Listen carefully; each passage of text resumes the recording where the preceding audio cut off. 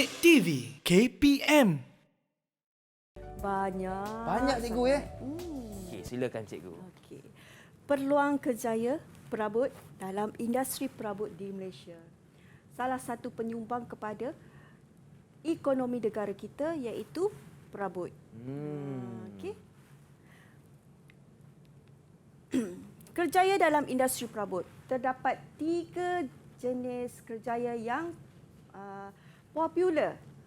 Popular sangat di Betul. Malaysia iaitu usahawan, tenaga pengajar dan pereka bentuk. Di mana usahawan ini mendapat sokongan padu daripada kerajaan negara kita. Di mana pelbagai jenis skim disediakan untuk bantu usahawan. Tadi usahawan kecil sederhana kan, betul.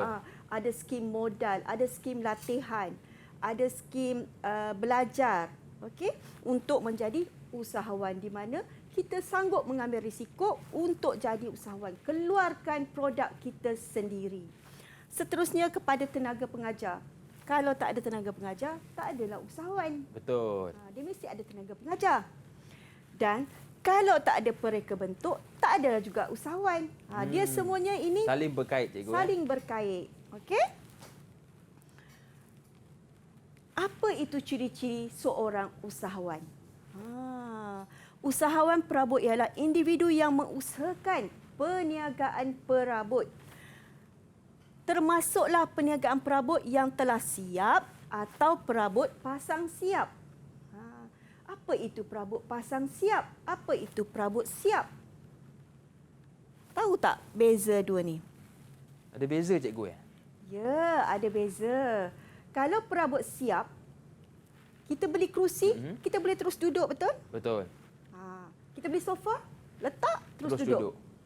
Kalaulah awak beli kabinet dapur, datang hantar seketul sinki, hantar seketul laci, Betul.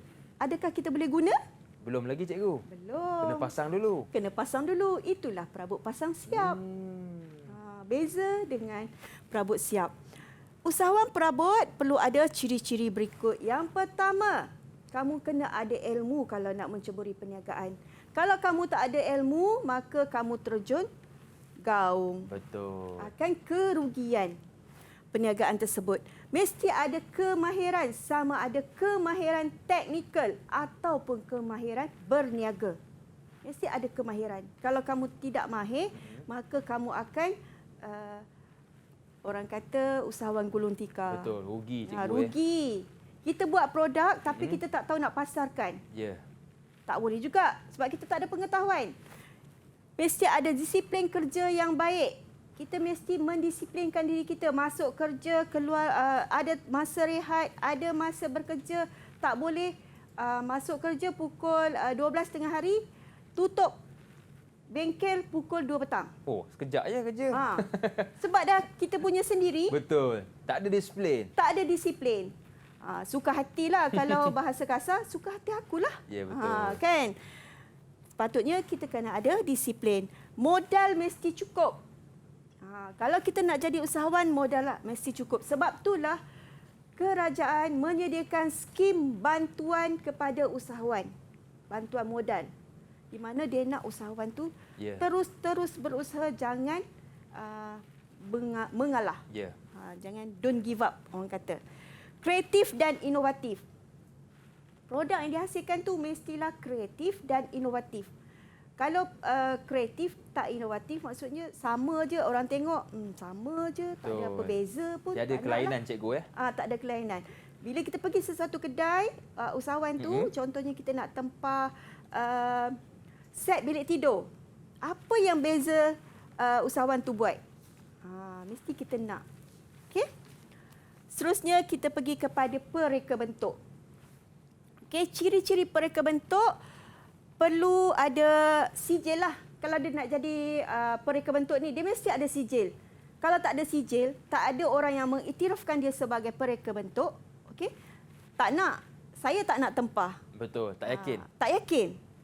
Okey, dia mesti kalau kita nak pergi tempah perabot, mesti dia ada sijil daripada mana dia belajar kan. Okey, untuk orang mentauliahkan dia.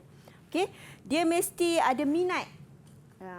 Minat ni dia orang kata tak boleh macam tak ada suka-suka saja, dia mesti minat. Barulah akan keluar idea-idea yang boom. Ya, betul. Setuju, Idea-idea cikgu. yang bombastik. Okey, di mana berupaya memenuhi kehendak pelanggan dan institut-institut yang kursus-kursus pendek sebagai pereka bentuk, kamu boleh belajar di Institut Kemahiran Belia Negara. Kamu boleh belajar di dekat Furniture Industry Technology Center. Kamu boleh belajar dekat Wood Industry Development Center dan juga Institut Latihan Perindustrian di negara kita. Semua institut ini berada di negara kita. Okey?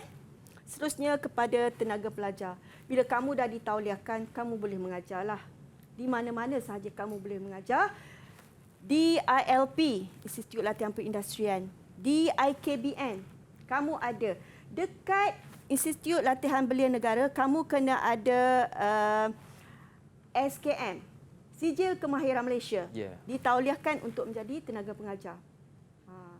Macam saya pun ditauliahkan untuk menjadi tenaga pengajar. Baru saya boleh mengajar kamu. Saya ada sijil yang melayakkan diri saya untuk menjadi tenaga pengajar untuk ajar murid-murid saya.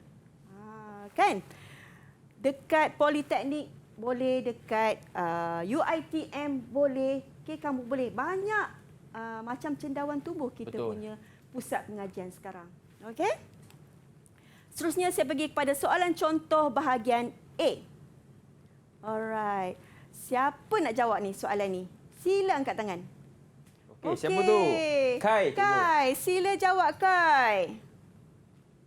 Sekarang, cikgu nak terangkan kat sini contoh soalan ini. Okey, awak kena padankan pernyataan ini dengan jawapan yang diberikan. Maksudnya, jawapan yang diberikan ada 4, Ya. kamu hanya pilih 3 sahaja.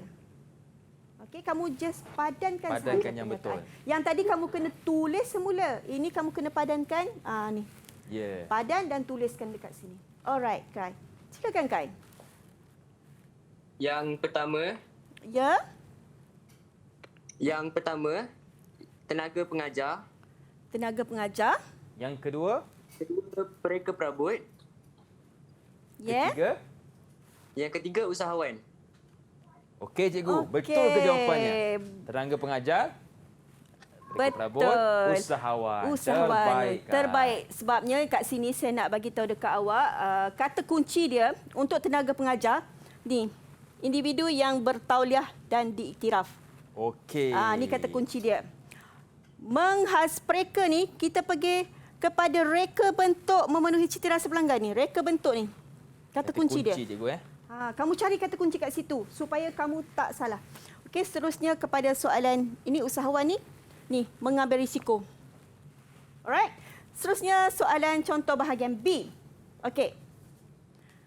Alright, soalan bahagian B. Boleh teruskan, Kai? Teruskan menjawab. Yang pertama, tenaga pengajar. Ya. Yang kedua, pereka bentuk perabot. Ya. Yang ketiga, usahawan. Okey. Lepas tu dia kata pilih satu kerjaya dan berikan alasan. Kenapa awak pilih kerjaya tersebut? Okey, saya pilih pereka bentuk Kerana menguji dan mengesahkan bakat dalam reka bentuk perabot. Awak nak menguji, nak asah bakat awak. Okey, boleh diterima. Soalan yang ni, bila dia kata bagikan alasan anda, saya nak bagi tips sikit kat murid-murid semua. Bila awak bagi alasan yang munasabah, awak akan dapat markah. Kena pastikan munasabah. Munasabah, kita akan bagi markah. Baik. Okey.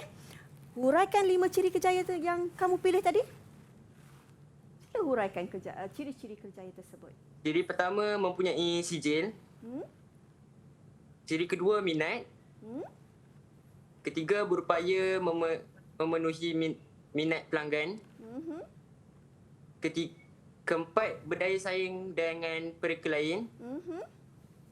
Kelima, mengambil risiko. Bagus. Okey. Tapi kamu nak up sikit kan? Hurailah sikit. Sikit je. Sikit je? Huraikan sikit je. Silakan, Dapatlah Kai. markah penuh. Betul. Okey. Tahniah, Kai. Alhamdulillah. Didik TV KPM